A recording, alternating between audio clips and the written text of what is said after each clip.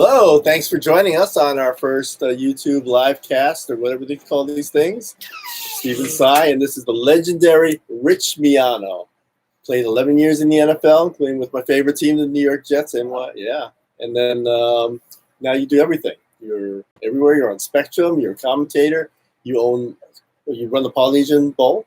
Top high school kids in the country come here, and you brought back the Hula Bowl. That's kind of amazing.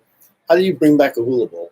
Well, everything seems to be, when you look at Hawaii Five-0, you look at Magnum, you look at all the movies in the movie industry, it's called a reboot because this is an iconic, classic game, the best college all-star game in America, and now we're trying to bring it back. And there's the Senior Bowl, there's the NFLPA game, there's the East-West Shrine game, and now there's a Hula Bowl, January 26th at Aloha Stadium.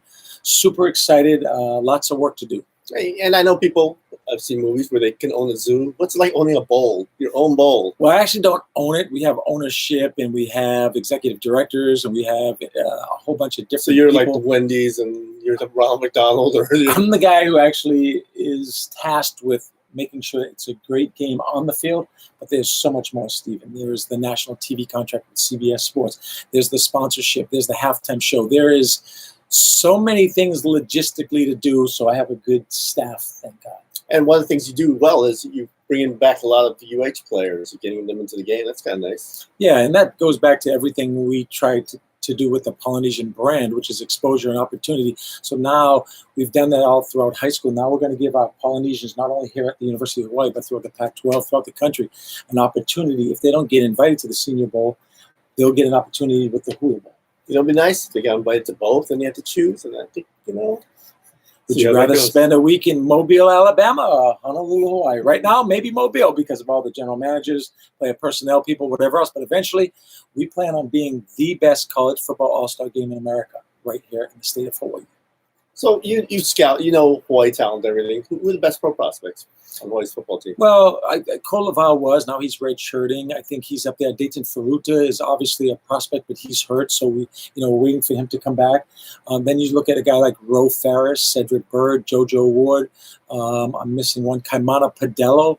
Those are the top guys right now, but we're also studying, the Ika Mokekes, the Kalen Hicks, the R.J. Hensley, those type of guys as well. We want to get as many players from the University of Hawaii to give as much exposure for our players who are a little bit logistically challenged when it comes to NFL scouts. So we plan on all 32 teams having representation of scouts, as well as the XFL, the CFL, and to give, again, our kids, especially our local kids, but then again, any player for the University of Hawaii, more exposure than they currently are getting. Did you see any sleepers in the Hawaii team? Just the guys who might not be viewed widely as pro prospects, but you think, hey, they could be a pro prospect. Well, it's always that way, right? It's when you look at the Pro Bowl, when you look at the Super Bowl, and you look at the amount of free agents, the amount of late-round draft picks. I look at a guy like Jesse Sapoli, who played in the NFL for 15 years, has 4 Super Bowl rings. He was an 11th round draft pick. There's no longer 11 rounds, there's 7.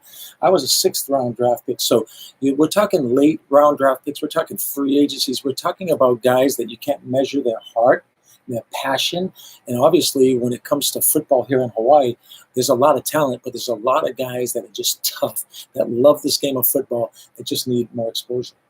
Well, speaking of the game of football, the game for Hawaii this week, they're playing San Jose State. At stake is the Dick Tomey Trophy. It's a big one. I know Dick Tomey was very important to you. Did he recruit you? Yes, he did. What was that like? Well, I was a walk-on. So he was a diving coach? There's a lot of people don't know that Rich was an accomplished diver before he became a well-known football player. I was at Kaiser, and I was a diver on the swim team, and Ron Lee and Callie would continually ask me to come out for the football team. So I finally did my senior year, and it was all-state first team. We won the state championship. It was called the Prep Bowl, and then I had to walk on the University of Hawaii. I wasn't even the best player at my high school. That was Boyd Yap from Kaiser High School. So that process of walking on and having Dick Tomey, who was doing commercials at the time, as your head coach, a tremendous speaker, motivator, Dwayne Aquina, Bob Wagner were my defensive back coaches. So I was really blessed. And the confluence in my life as well was a guy named Terry Alberton, who was the first man in the world to throw the shot put 70 feet. So he was our strength and conditioning coach. So I would have never made it to the National Football League without those great coaches and those great influences on my life. Yeah, it's an incredible journey. And you were just a hard-hitting guy and kind of made your way up, right? Yeah, and again, I give Dick Tomey a lot of credit for that. And then, you know, it's amazing how 8 degrees of separation. Dick Tomey, not only did he coach me, then we coached together, you know, under Greg McMackin for many years on that staff. And, you know, the thing that this whole legacy, this whole Dick Tomey thing, and, you know, he was a great coach at Arizona, a great coach at San Jose, and obviously, to me, one of the greatest coaches in Hawaii history, is it wasn't the X's and O's or the Jimmies and Joes, you know, those things were important. It was the bonding. It was the relationships. It was the loyalty. It was what this man taught you in terms of life lessons that has really instilled a lot of qualities in myself. So I consider Dick Tomey to be a huge confluence in my life. But one thing I loved about him was he was the most ethical guy. If he heard something, he wouldn't share with other people outside of who he's supposed to share with. And I thought he kind of respected the game, respected the rules. And I think that's one of those things that, you know, a lot of coaches, people try to aspire to be like him. But it came so naturally to him, it seemed. Yeah, and when I talk about loyalty, I talk about when Mark Tweeney died from the Dallas Cowboys, had 2 Super Bowl rings. When he had his funeral here in Hawaii, Dick Tomey was the coach of Arizona. He had practice. He flew in for the funeral, flew back for the next day's practice, because that's how much Polynesia meant to him. That's how much Hawaii football meant to Dick Tomey. And really, I mean, he's a living, well, he's no longer living, but he was a living legend, and he'll always be part of Hawaii football history. And again, that's going to be a really significant part of this game coming up, is that they are playing for a guy who coached at both San Jose State and Hawaii and had great impacts at both places. And it's kind of a nice, nice thing to trophy to play for. Yeah, look at Brent Brennan, the head coach of San Jose. Look at Nick Rolovich. Dick Tomey's been a great influence amongst both of those guys, getting jobs, being successful at their jobs, and really has instilled a lot of philosophy on the field and off. And Brent Brennan's had an interesting history. He was at first a graduate assistant at UH, and under Fred Von Oppen's staff, is one only time here.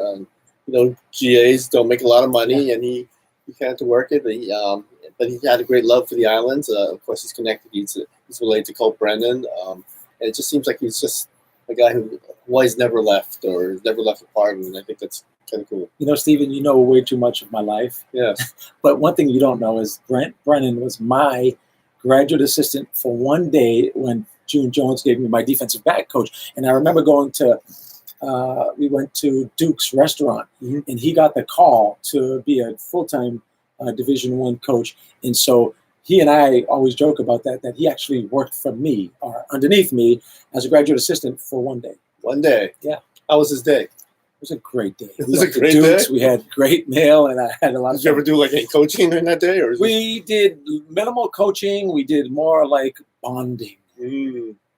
So we are accepting questions from readers, viewers, relatives, my wife. If you want to, anybody wishing to contribute. But you know what? What's the big topic this week?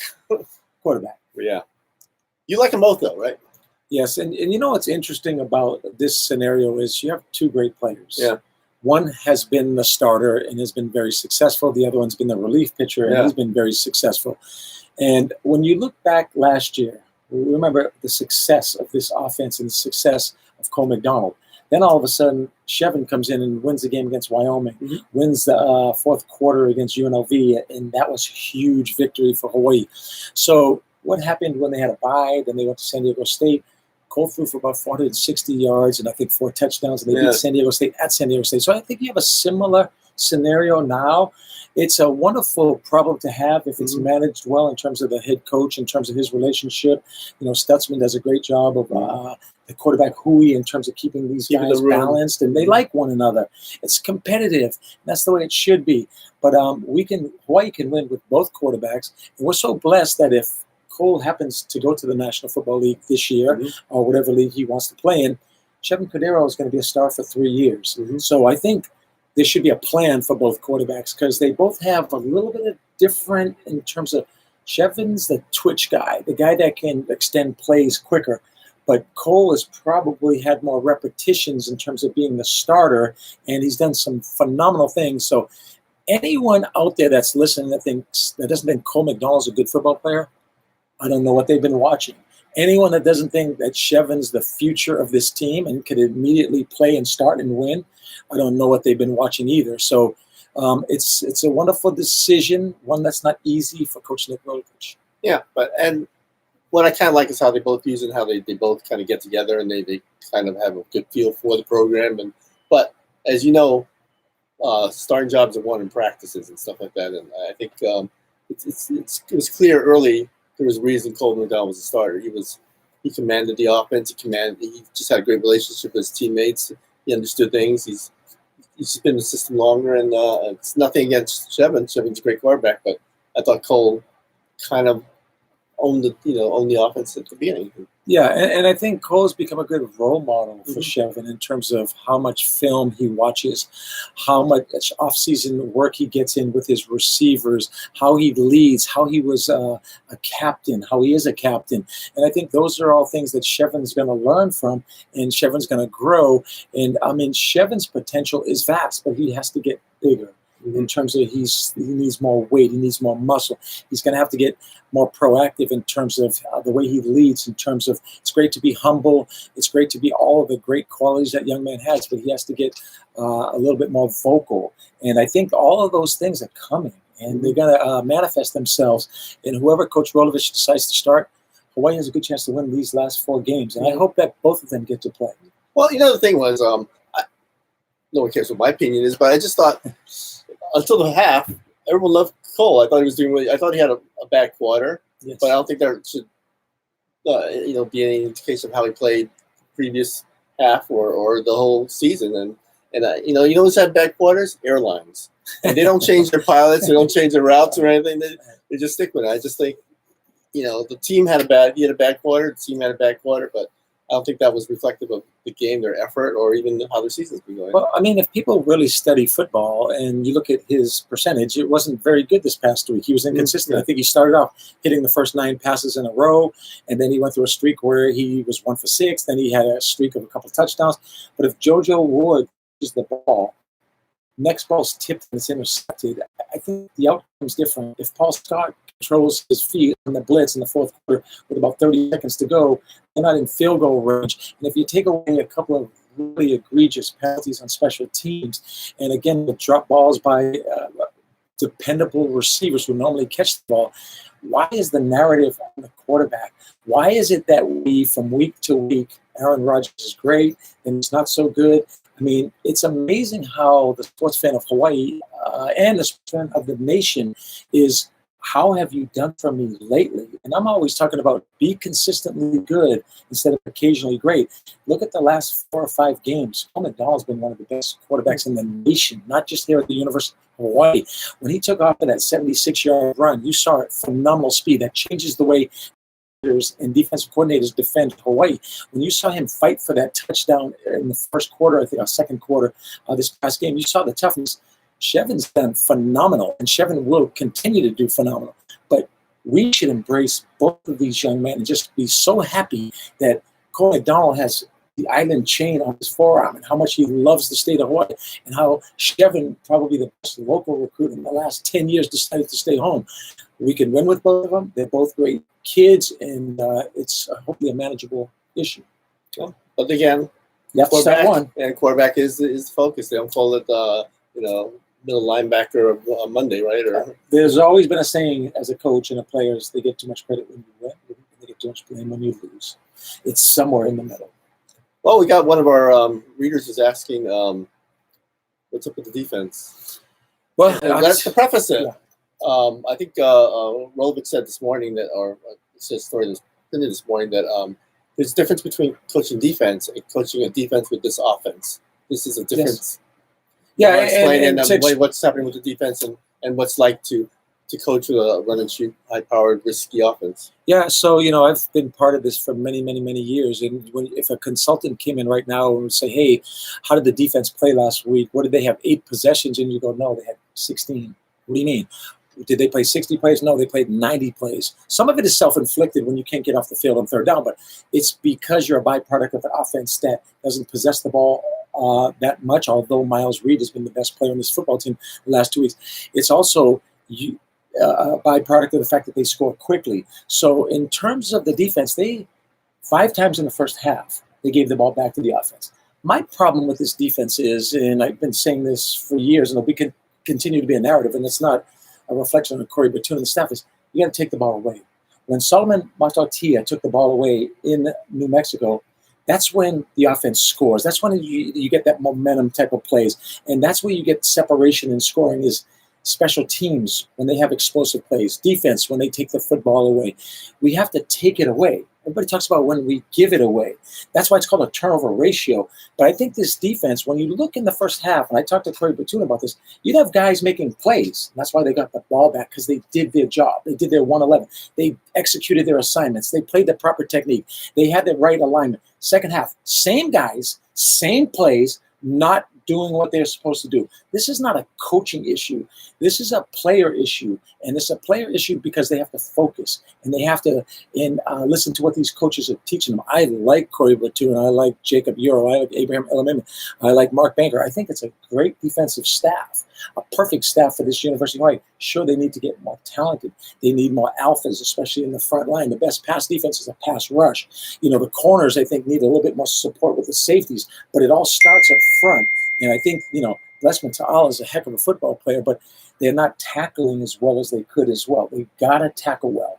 Yeah, you're right. And again, but I think there's other factors that kind of go into this. There have been a lot of injuries, especially in the secondary. Yes. Especially at safety. They've been playing last couple of games without Kalen Hicks, who's probably one of the best guys. I mean, he's a linebacker playing safety, and he's got great range and everything. Team just exchange and just trying to move guys around. I think that's kind of affected how the corners are playing, and that's affected how the pass rush. I think they've gotten a pass rush. They just haven't been able to complete their pass rushes. The two positions of need for this football team, when you say Kalen Hicks and you say Ike Mokeke, those are linebackers playing safety. A free safety, a guy that can really cover from sideline to sideline, or at least numbers to numbers, a guy that can play quarters, a guy that can play the halves, because these corners, although I think Ro Ferris has been the most consistent player, him and Blessman Ta'ala on defense the whole year long. Cortez had a couple of penalties this past game, but he's been a true blessing for this defense. He's got speed, he's got quickness, he has great hips. They need better safety play, because last year there was 0 interceptions amongst both of those safeties. This year, Ekam's made a couple of good plays. Kalen's made a good play. They're tackling better. Corey Bethley's more of a box safety. That and a defensive end. A guy opposite of Kaimana Padella, who's got long levers, 6'3", 6'4", that can really rush the passer. And then, again, it comes back to alignment, assignment, technique, execution. And, again, that's why it's frustrating to Corey Batoon, because he calls a blitz. Paul Scott doesn't control his feet and come to balance, and the quarterback scrambles and ends up they kick that winning field goal. He's calling the right calls, because he did that in the first half, and they had 5 stops on defense. The second half, guys have to really concentrate on doing their jobs. Well, one of the things that was sort of a factor last week and sort of ongoing is it seems like the product is very good and exciting, and that should have been a great attraction last week. It kind of wasn't. What's your marketing guy? What needs to be done? Well, you know, it starts with winning, right? Mm-hmm. And to me, this team has won the last couple of years. But entering that game, they had won. They beat in New Mexico on the road, and they kind of came back with some momentum. Cole was tough. So how would? Well, I think, like, you know, when you look at this season, I can go back to the Norm Chow era, and there's a dissipation of season ticket holders. I can go back to the introduction of the premium seating license. I can go back to, there's a lot of things that have contributed to this. The millennials, you know, the whole thing, the student section was empty, you know, and it was full just a few weeks ago. The product on the field is good. I mean, they may not win every game, but it's exciting. This run and shoot offense is exciting. You know, they've got some tough guys on defense that, you know, they're good on special teams. It's an interesting conundrum, because it's not. It's saddening to all of us to know that you're playing Fresno State for a chance to win the Mountain West Division. Where are the students? Where are the fans? I mean, Marcus Mariota and Motivate, thank God that they brought, you know, 1,200 kids, because those kids made up a large part of the fan base. I don't get it. I know I'm part of Spectrum and pay-per-view, and there's other alternatives. I know that there were concerts with the Backstreet Boys. I know all these things are going on. Well, that's another thing. Is I think when we talk about like TV shows now, the ratings that the top-rated shows get now are they'd be canceled if they were back in 20, 30 years ago. But it's because people are getting their games and their shows different outlets. You get it pay-per-view, you get it in movie theaters or on your phone, things like that.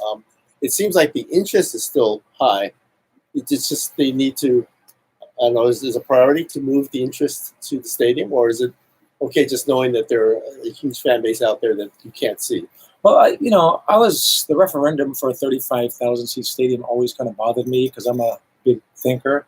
I'm an H3 guy, and I always thought the Yes. H3 should be 3 lanes each way instead of 2 because populations grow. There you go. That's why you kind of equate You and I, that's why we get 35,000. along so well. But going back to that is like when you think about Bruno Mars, when you think about Max Holloway, when you think about the amount of concerts that came in here, when you think about preseason football, even though that may be a one-off, Pro Bowls coming back, to me, you can always make 35, 50. I've talked to Scott Chan, and there's some drawings Stadium and manager renderings. Scott Chan. Yes, and I think there's a possibility of it being larger than 35,000. And I think those guys have done a great job. You can't improve the sound system at the University of Hawaii football game because the investment would be larger than waiting for this new stadium to be built. IMG and Aloha Stadium's done a great job with the new scoreboard. It's much better than it's ever been. And people still complain about that. I mean, people have to sacrifice to support their Division I football program because that's all we have here in the state of Hawaii. And if we want to continue to have that, which helps with the other non-revenue producing sports here in the state of Hawaii and all the gender equity thing and all these other things, we've got to support this program. Whether you buy a ticket, whether you're a corporate sponsor, whether you pay for the pay-per-view, whatever it is, you got to remember, without the University of Hawaii Division I athletics, our kids have already lost the Pro Bowl. That's why I brought back the Hula Bowl. We have the Sony Open. We have the Merry Monarch. We only have so much entertainment on a national level.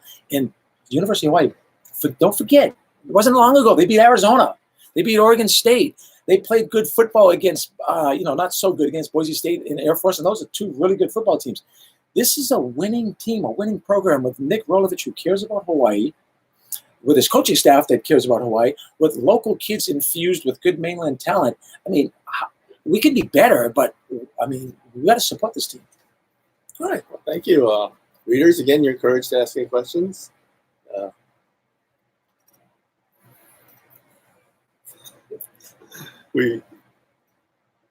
Sorry, I'm blind. What can the university do this season to increase attendance for the final 3 home games? Yeah, we just talked about it.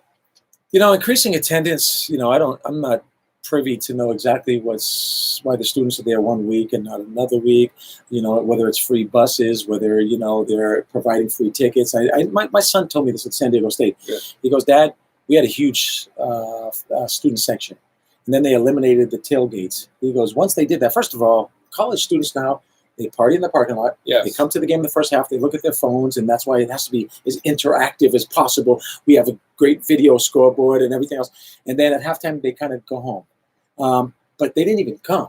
And they didn't even, party and celebrate this team against Fresno State, who you and I go back so far with Fresno State. When we go to Fresno State, fans are the things they say to you, even at practice, they're yelling from the roofs and the fraternities and the sororities and everything else. Well, we always talk about the story where we're walking in and it was for practice. We're getting booed and heckled, and we turn around, it was the UH wives. They're practicing on us. We think they're practicing, but you're right. I mean, they're passionate on that side for Fresno State. Win or lose, it's that way. And you see that when you go to Boise, that everyone is in blue and orange. It seems like if they want to kind of build their attendance, it seems like it's got to be a little bit of marketing, maybe alumni association work, but you see Military Day, you see Alumni Day, you see Homecoming, you see all these things.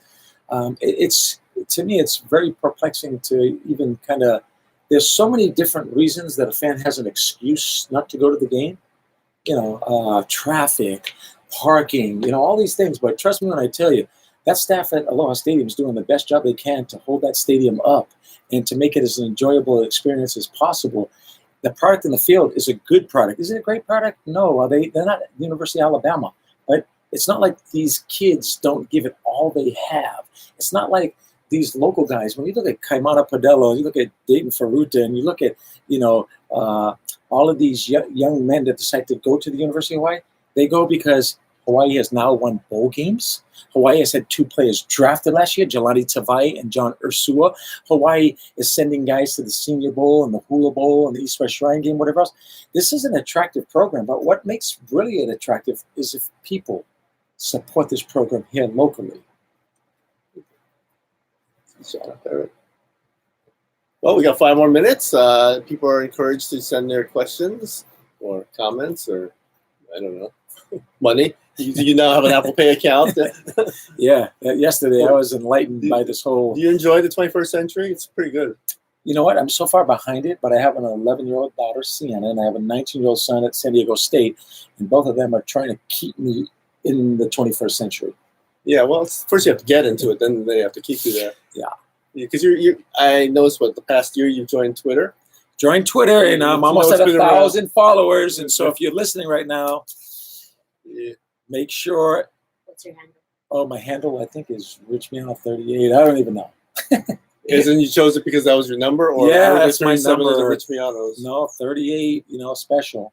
My number at UH, my number at Atlanta Falcons, number at the Eagles, my number at the Jets was 36. Yeah. I didn't know that was your favorite team. I knew that was Gary's favorite team, but Stephen Tsai, did I ever get you tickets or anything for the Jets games? No. Negative. And I did give you, I think, a Jim Sweeney card once. He was your center, right? Jim Sweeney, yeah, University of Pittsburgh. Okay, let's talk about high school football real quickly. Yes. Okay. Fire away. High school football. Now, I just wanted to give a shout out to Chris Chun, HHSAA, also Blaine Geisen at the ILH, and also Raymond Fugino at the OIA. This 2-year experiment, Stephen, that interleague play, the fact that ILH is playing against the OIA, and that's what happened in the 50s and the 60s and the 70s and probably into the mid-80s, has been a wonderful experiment. The competitiveness has been better. I think the safety is better when you have evenly matched teams. I think hopefully the revenues have been better for these, especially these OIA teams that need this revenue. The only thing that I would do, and there's no perfect formula in the United States, I love the 3 divisions, the Open, the 1 and 2. I would have another ILH representative and another OIA representative, because to me, when these young men play football, they deserve to play more games. You know why? Because then they have more film, they have more highlights, their ability to go to college increases, and I think it's also more revenue producing. But a team like Punahou, not being in the state championship, being the second best team in the state of Hawaii, to me is travesty, too tough of a word, maybe, but that's what I feel. Kaleane did the best job he's done probably in 30 years coaching there, and St. Louis is a juggernaut. How would you fix it? Just add a team? So this week, I think you still need to keep a proportion of OIA teams. Yeah, because so I'd add another OIA team, and the second place ILH team would play the play-in team, which would be the 4th or 5th team on the OIA. They would have played this week, and I know the scheduling has to be, it's not that simple, and these guys do a great job of scheduling. We had great matchups all season long, but to allow Punahou to play a play-in team and to be in this tournament, the one thing you don't want is Punahou against St. Louis, so you have to put them in different brackets. That's understandable. But you don't want to tell Punahou your season's over when they are the second best team in the state. Well, you know what? I want you to flip it around a little. Make Punahou play in the playing game. That's what I'm saying. They played in the playing game against the 5th OIA team. Okay. And if they win, now they're in the brackets opposite of St. Louis. And then, in the same bracket as St. Louis. So they have to play St. Louis. So it cannot be St. Louis Punahou. Okay. I thought you were saying they were going to play just to play. No. Make them earn their way in. Yes, for sure. Well, thank you, Rich Miano. It's a pleasure. Thank you, Stephen. All right, I will. First annual. I know. First thing. So this is a weekly thing. Well, we don't know yet. FCC is going to check on that, but we'll thank you very much. FCC, there was no words that the FCC would not allow on the show this afternoon. We're on the internet. So what's up for you next? What's up next for me is broadcasting the game on Spectrum, cover 2 this evening at 9:30 on Channel 2. And then, of course, we go to Vegas next week. And, it's going to be a lot of fun. All right. And we have John Montgomery now. Oh, great. Excellent coach, but also the son of the legendary Mike Montgomery. Oh, my goodness. That's going to be fun. Right. Stephen, always a pleasure. Thank you. How are you? Good luck, man. Thank you. Thank you. Hello. Thank you for joining us on our first YouTube video chat. Thanks for having me. I'm excited. Well, it's been an exciting weekend. I mean, you're starting the season. Everything's kind of getting going. What's the mood of the team? What's going to be like? Yeah, obviously there's a lot going on. We're excited for the start of the season, and then obviously the news of our head coach, Coach Gannat, a couple of days ago. Changed the dynamic of the first week, but we had a good practice yesterday. Business as usual. A lot of focus on our prep against Florida A&M and looking ahead to South Dakota Pacific. But we had a team meeting yesterday, and I think the guys are excited to rally around this adversity and make it a positive. And our goal is to win tomorrow night. Well, and people are talking about just the shock of the whole thing. I mean, it seems like it's been such a tough preseason. There have been injuries, coaching changes, things like that. It just seems like what more could happen. And yesterday we find out that more could happen. Yeah, you could have never imagined that happening. Like you said, we've had a tough fall. We had a coaching change. Coach Jacobson was here for a long time, and we were very accustomed to him. And so we hired somebody late, which is unique. And I think Coach Carlson has done a great job assimilating himself and getting into our culture. And he's going to do a great job as the interim coach right now. And then obviously the junior news we got, he wasn't able to join us this fall, and we were really counting on him. And and then with Ahmed Ali, another guard that we thought was going to play a really important role for us this year. He's not medically cleared, and so he ends up leaving school. Drew Buggs, his mom passing was unexpected, so you couldn't script a more crazy fall, to be honest with you. And then all of a sudden, this thing happens with Coach, and so there has been a lot of adversity. I think sometimes with adversity, it brings a group closer together, and I think that's where we're at right now, and we got a job to do, and we want to make the Hawaii fans proud and put a good product on the floor. Your point guard Drew Buggs said that you have the no excuse mentality this year. That's can't complain about. They're not Florida A&M's here. They're not canceling the game. You just got to keep playing, right? Absolutely, yeah. I mean, that's every year we've allowed our team to pick their goals, and they write it on the board, and they write their goals for the year, and then they write their action plan and how they're going to go about achieving their goals. And then they come up with the team motto of, what's this year's theme going to be. And this year's theme was no excuses. And it's sort of fitting for what we're going through right now is no excuses. And, we're not going to use adversity as an excuse. And like you said, when that ball's tipped on Friday night, Florida A&M could care less of what we've gone through in South Dakota and Pacific, and we have a game to play. And so if we have the mindset of no excuses, then I think it'll be good for us moving forward, and we got to play through it. And you're saying things don't change. You've got one guy who's still running the offense. You're still running the defense. It's hard. It's hard to run the defense in college basketball. What kind of pressures do you go through just trying to figure out not only what tendencies of a team, but trying to also anticipate what they might do that hasn't shown up in tendencies? Yeah, no, absolutely. Well, like you said, with Coach out, our roles don't change. Obviously, Coach G will have to manage the game a little bit more with timeouts and subs and some of that kind of stuff, and we'll all be in that together. But he's going to call the offense like he would normally, and I'll be in charge of the defense. And as a defensive coach, you're right. You're game playing every single night for what the other team's going to do and how they're going to go against our rules defensively. What we try to do is build a solid foundation. And then if there's certain things that are going to go against our rules of certain, actions that they run that maybe go against something that's our foundation, then we have to go over it on the floor. We'll go against it live, and we'll prep it so that when that action comes up in a game, then we're ready for it. There's a lot of challenges with defense. Obviously, the game is being officiated more so that the offense can score more. Yeah. You can't hold, you can't bump, you can't chug cutters. And what was that the one last year? The hook and the hold. The hook and hold, yeah. So the hook and hold, we got killed against Irvine on that action. It's one of those things where I think both parties are guilty of the hook and hold, because you can't hold unless you're being hooked, and so.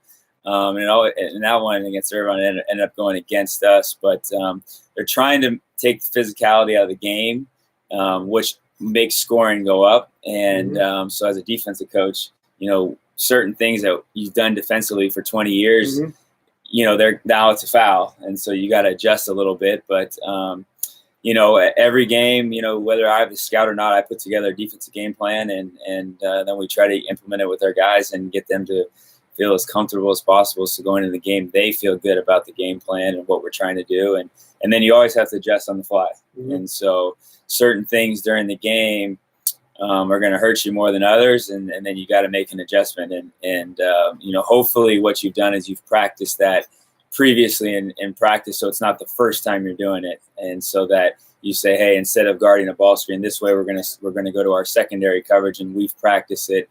And then it gives you a better chance to be successful. Well, Neil Iwamoto, it's a fantastic media relations guy. He puts out this chart, and it shows all different combinations of players you have. Yeah. that's a lot of combinations. How do you get to work it where you want to get guys to act as five, five is one per group, but yet you're putting in so many different pieces and combinations. Is that a difficult task when one guy subs for another? Does it change the dynamics? The whole Yeah, absolutely. Like, you have certain groups that are better at certain things. I think like going into a game, I know this is our better zone group, or this is our better pressing group, or this is our better group at the end of a game where we need to, press and foul or try to get a steal. And really when we practice, you have a green team and a white team, and you try to put them in positions where they're playing the position they would be if they just subbed in for the other team, and so that they're comfortable in that role. And then we move guys around too, so that they're playing with different guys, and so that, like you said, they are playing as one, and so that let's say for example Bernardo De Silva is on the second team. Now he gets some reps with Drew Buggs on the first team, so that he's comfortable with him and knows his tendencies and stuff. And so we try to mix match, and then we also do things against a scout, and we'll have a scout team, and we'll prep beforehand that scout team on the other team's actions, and so they're comfortable with it, and then so it emulates how the team's going to run their offense, and then we try to guard it and then go over what's going to cause us problems. Again, remind readers and viewers, it's big questions. Coach Montgomery's here to answer your questions. Is there one player who you expect will just have a breakout season? I know it's hard because there have been injuries and different things, but anyone who could surprise anyone just will have a great breakout season?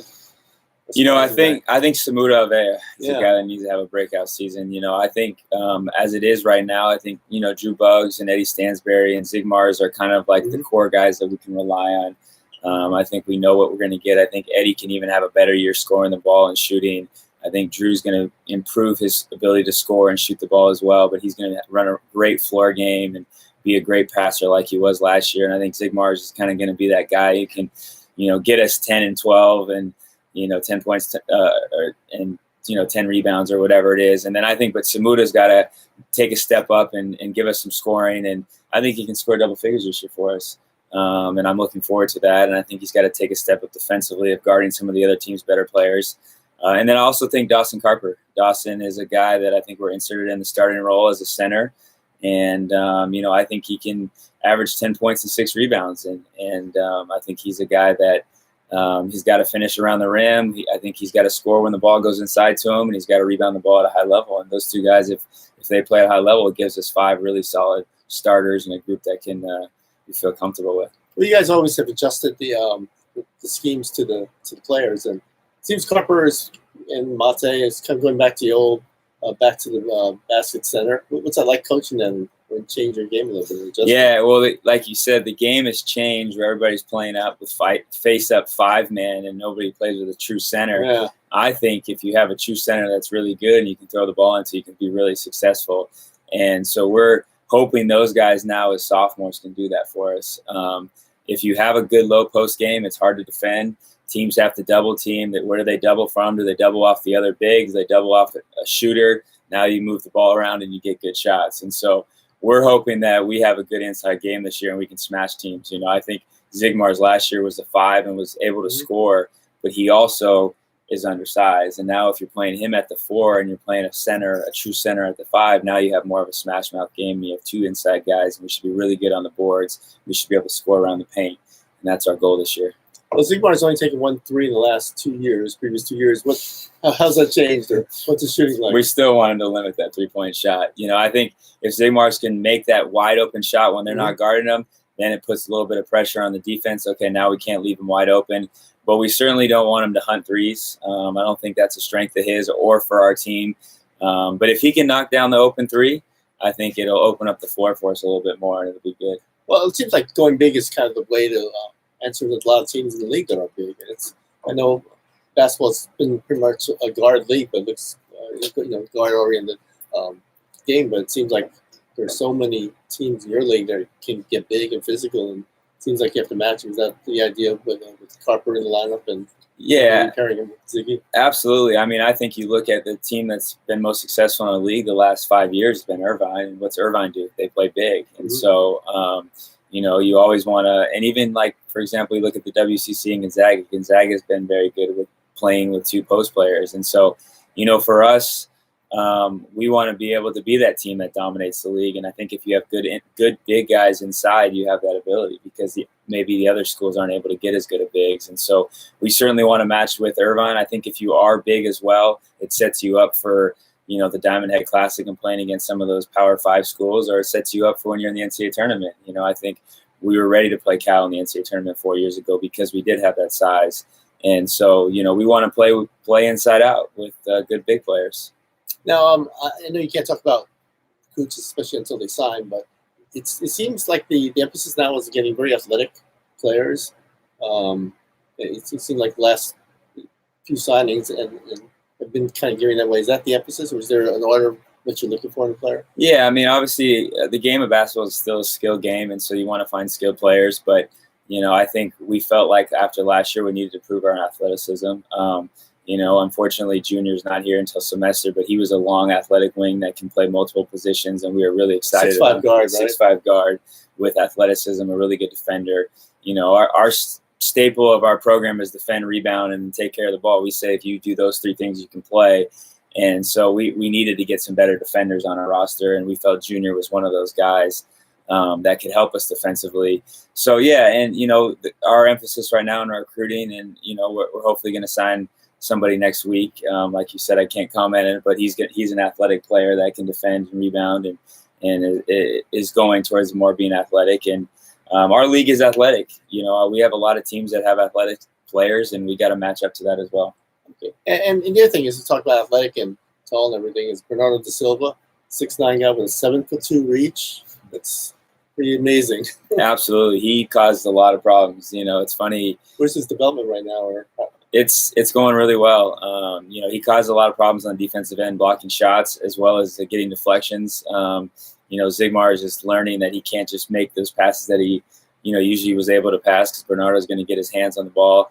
I think defensively he can help us right now a lot. I think offensively he's still, learning and going through that process as a freshman.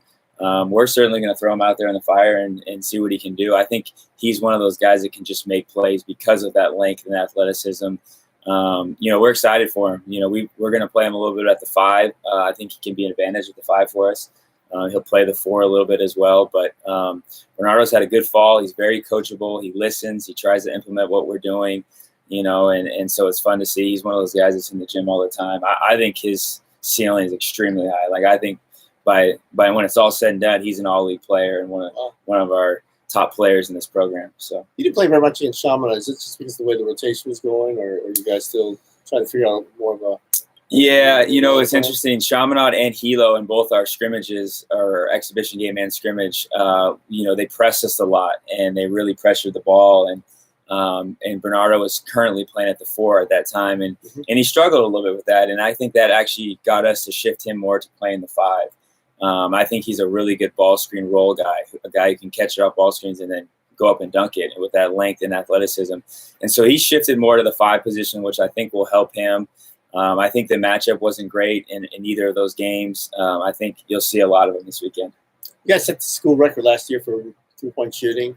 Yeah. So the NCAA naturally moves it back a little bit. How are they adjusting that? It's more an adjustment defensively. Our shooters still got to shoot their shots. Eddie Stansberry's still going to shoot as many threes. So he was never putting his toes by the line, right? He was always a little bit farther back. And Eddie was, he'll shoot farther back. I think Samuda is going to be a really good shooter for us this year, and I don't think the difference makes it a huge thing for him. Drew Buggs, we got to have him as a shooter. We need to have 3 shooters on the floor. The one thing we won't have is a guy like Jack Purchase as a stretch 4, which will change how we play offensively. But you know what? Defensively, I think it makes the biggest difference because it's a wider place to defend now. Yeah, well, and they've also done statistical things that they think the percentage is going to go down 2 or 3%, the 3-point percentage. And so do you defend a little differently? Do you go under some ball screens knowing they're not going to shoot behind because of the distance? Or, there's certain schemes you can do because of that. And I think we'll take advantage of that. But I think our shooters are still going to shoot knockdown shots depending on where the line is. Well, Reader asked about your free throw shooting. How often do you practice that? We try to do it every day, What's the goal? Is there a goal for how many to make? Or what? So yesterday we had 24 guys shoot, and we all shot 2 at a time, and it puts a little pressure on them because they're the only one on the line. Everybody else is on the baseline, and our goal was 19 of 24, which is 79%. Our goal would be around 80%. And so, what we also do is shoot, like as a team, we'll shoot 30 free throws after practice. Each guy will shoot individual free throws. What I've done with the bigs, I'm the position coach of the bigs, is we have a free throw board going on in my office, and they have to get 50 up a day, and then they text it to me in their in a group chat, and it kind of challenges them that, oh, this guy's gotten his free throws in today, so now I need to go get mine. And so I think Zigmars and Dawson and Bernardo and Mate are guys that are going to get to the line a lot, and they need to be able to make their free throws. And last year we kind of had a mixed bag with them. So the better they can be at shooting free throws, the better we'll be as a team. Who's your best big who can shoot free throws? Good question. I think Mate is. I think Zigmars is really improved there. Dawson's really improved there. Right now, Mate's shooting at 85%, and Dawson's at 79%. So those are our top 2 bigs in terms of our free throw ladder board. But Zigmars is improving, which is good to see.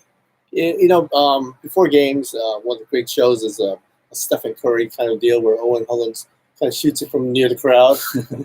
He's great shoot. When can you expect him back, or is there a timetable? I think initially it was maybe 8 to 12 weeks. Okay. I think he's doing a lot better. He's he's walking with a boot right now, and I think we hopefully get him back practicing here in the next couple of weeks, and then there's going to be the rehab period where he'll go not versus contact for a while. Maybe mid-December, we're hoping that he's, 100%. I don't think we want to rush him back because this is a non-current issue. Yeah. It's something he had last year. And so we want to make sure he's 100%, not just rush him back. A realistic goal would be league, have him back during league season. Obviously, we always hoping for him to be back a little bit sooner. And he's pushing the envelope. He's working really hard. He's working hard in the weight room. He's staying in shape. And, we need him back. And, he's on a good pace right now. I also think your freshman guards are really on an accelerated pace and getting a lot of work because of all the injuries and circumstances. It seems like Cameron Ing's doing really well. And this guy was a senior prom 4 or 5 months ago, and he's out there, facing Drew Bugs every day. And then you got a guy, Josiah, who's off for 2 years in Ghana, not really playing, doing a lot of push-ups. So he might be the push-up champ, but he's not really doing a lot of basketball. And then you've got a guy like Webster, who's just incredible, who never really played point guard, but does play good point guard. What's it's been like for the acceleration of their development? Yeah, those guys have kind of been thrown into the fire right now just because of our depth situation. And, Cameron had a great summer. Josiah wasn't here this summer, which, hurt his development maybe a little bit, just being off for 2 years. And Webster had a great summer. Those guys were phenomenal this summer. And then Cameron had a little bit of a setback having to have surgery on his foot, which kept him out 6 weeks. But both those guys, are doing well. And honestly, Drew was gone for maybe 8 to 9 days with, attending to his mom's deal. And, it allowed those guys to get reps and play every single day against each other and learn more because of they were in the fire. They had to do it. And so you're going to see all those guys thrown in the mix, and we're going to need those guys this year to contribute. And, it's not the ideal situation having all those 3 guys be freshmen and having to play this early in their career, but I think they're ready for it. They're capable, and I'm excited to see how they progress this year. Again, we encourage people to ask questions, and Russell's trying to say, are you still trying to recruit players to play this year? With the loss of Ahmed Ali, can you feel that at the halfway point? So as of right now, Junior Madu will be here at semester, so he'll add a guy to us that will be able to practice and help us in practice. There is the possibility of him playing at semester.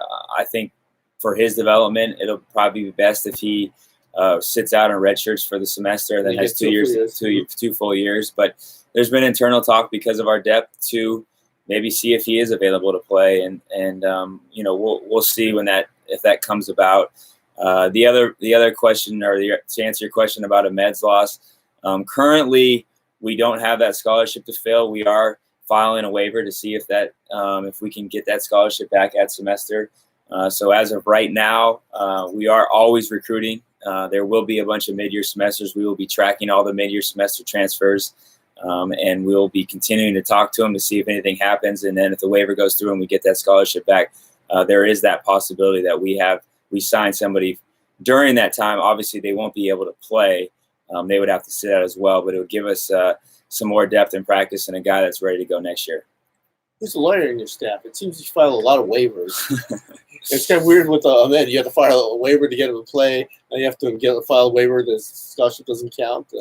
Who goes through? There's a waiver for everything with the NCAA, as you probably know. But how thick is the book on the rules and restrictions? Oh, the NCAA compliance book is too. I mean, we just have to ask questions all the time of, what can we and can't we do, because they change the rules yearly, monthly, every 6 months. So you have to get tested on, right, to recruit? Yeah, every summer we test. And is that the hardest class you've ever taken? NCAA rules, or? It's funny. They try to trick you on the questions. They word it differently every time. It's like the same question, but they word it differently to try to trick you. Oh, so they make great reporters. Yeah, exactly. You're right about that. But it's kind of a standardized test that you do every year, and so it's not something that we stress about. But our compliance staff, Amanda Patterson, Richard Green before he left, they do a great job with the waivers, and we have obviously sought outside counsel to help us with some APR stuff in the past, and then with Junior's thing. And so I've been sort of the liaison towards that. Okay. So I do know some lawyers out there right now, which is something I didn't think I would do. Did you want to be a lawyer? No, never wanted to be a lawyer. I'm not. That was never one of my goals. Where's Junior now? So Junior's in Melbourne.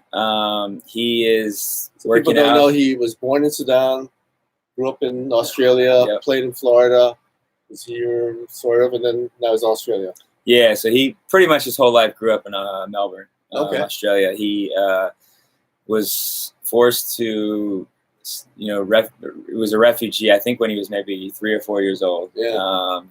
And so he moved to Australia and lived in a refugee camp, and had an interesting upbringing. And his mom is now back in Sudan, and so he's living with his brother-in-law and sister in Melbourne, and he's training right now, and he's ready to go. He's excited, and he's asking questions about what we're doing, and he's very much in the loop of what's going on. And like you said, he went to junior college in Florida, Eastern Florida State, which was a very high-profile program. I think they finished second in the country, lost in the finals of the Hutchinson tournament, which is the national junior college tournament, and then was going to be here for the summer. Unfortunately, we had to file the waiver, and so he's been back in Australia training and getting ready to come out here.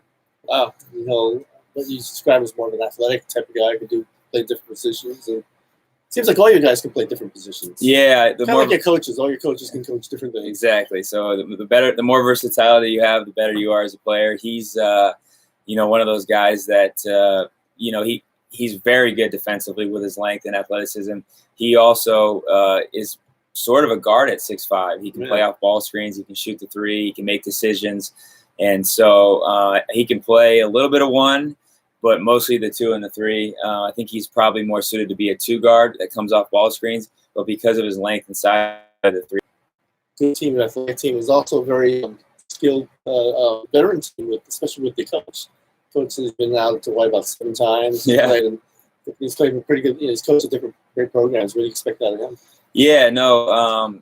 Florida A&M finished 5th last year in the league, and they brought in some good players, and they have some good returning players. So, they had USC. It was 23-24 at halftime. They were down 1 at USC, who's a very good Pac-12 program, and in the second half they didn't shoot the ball very well, so got away from it a little bit. But last year they were very good defensively. They got great length and athleticism. They're very fast. And so, for us, it's going to be a challenge on the offensive end in order to take advantage of some of the things they do. They have a very good shot blocker, number 25, Jones. So we'll have to lift fake him and make sure we're not shooting into his arms a lot because he'll block it. And on the perimeter, they're very fast. But like you said, their coach is very experienced. I know he was at Oregon, for 1 year while I was at Cal, so I know him a little bit. South Florida. He's been in South Florida as a head coach, been an assistant at a lot of great places, a lot of good programs. And so he's experienced. they'll be ready to play. Like you said, he's been out here to Hawaii a bunch, so he knows the atmosphere and what's going on. He'll have his players ready to play, and they'll be excited. So, it's opening night for us. Our guys got to be really excited. They got to be, their feet, their knees got to be bouncing, ready to go, foaming at the mouth type of deal to get out there and play their first game. As for you, a lot of people don't know that you're an extreme San Francisco Giant fan. Yes, I am. Huge Giants fan. I'm diehard. Yeah, I had season tickets throughout the World Series run. What was that like? Oh, it was unbelievable. So I was in 2000. You had season tickets every other year? Well, no, yeah, you're right. That's funny that they won every other year, the even years. But no, we had it every year for about 6 to 8 years. Wow. And it's a funny story. I was the ops guy in 2010 at Cal, and the World Series game started about 4:30 every day, for primetime television. And I told my dad, I said, this is a once-in-a-lifetime opportunity. I can't leave practice. I mean, I can't sit here at practice knowing the World Series going on. So we're halfway through practice, and I just left practice and went into the World Series and, was a fan and watched the game. And, I was at one of the parades. And, I was telling you yesterday that right now is the big, winter meetings and stuff, and we're trying to hire a manager. So I'm following on a daily basis. It's like my hobby. It's like my getaway from basketball. You watch so much film, you do so much basketball stuff, and then my hobby is following the Giants. I always thought it'd be a basketball hobby, but what is it about baseball? You need an outlet. I don't know. I think baseball, when I was a kid, they played every day in the summer, and it was during the off season, and so basketball wasn't going on. You could follow their transactions every single day. I could name their 40-man roster and who comes up and who come down, and every guy in their roster. And it's just something it's sort of relaxing for me. Everybody says baseball is boring, but for 3 hours watching the Giants is a great joy for me. So every kid picks up a bat and tries to pretend to swing like somebody. Who'd you pretend to swing like? Well, Barry Bonds. So Barry Bonds is my guy. So I always had the little shift in my bat. I wasn't very good. Earring, the big hanging earring? No, I never had the earring. I was actually scared to death of the baseball. That's why I didn't make it very far in baseball. But for whatever reason, just love to watch it. I love the Giants. And, throughout my childhood, they weren't great. And so I just continue to follow them. And now they had a good run in this decade. And so it's just, like I said, it's my hobby. What's the parade like? Oh, unbelievable.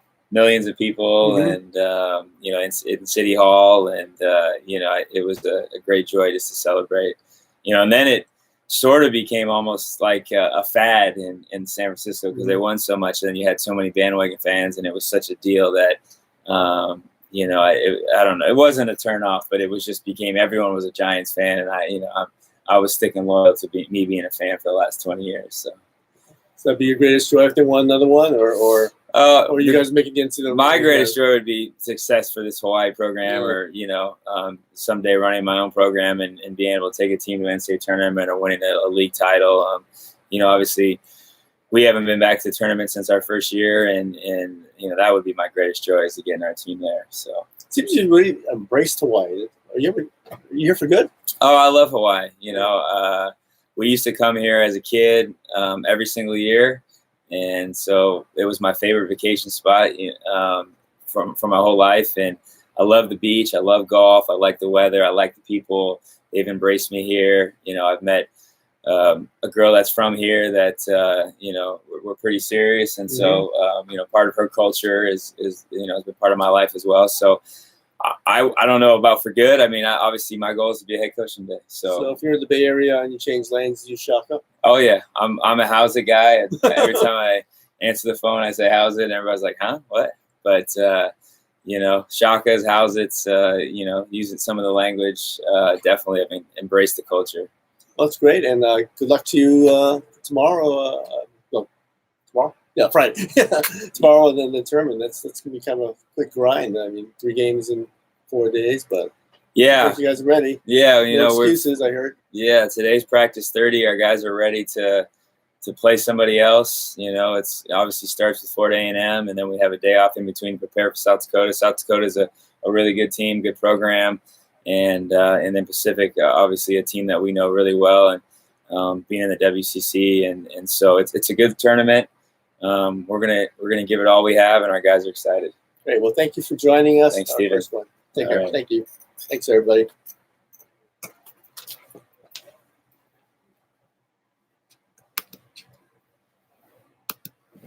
Sorry, so long.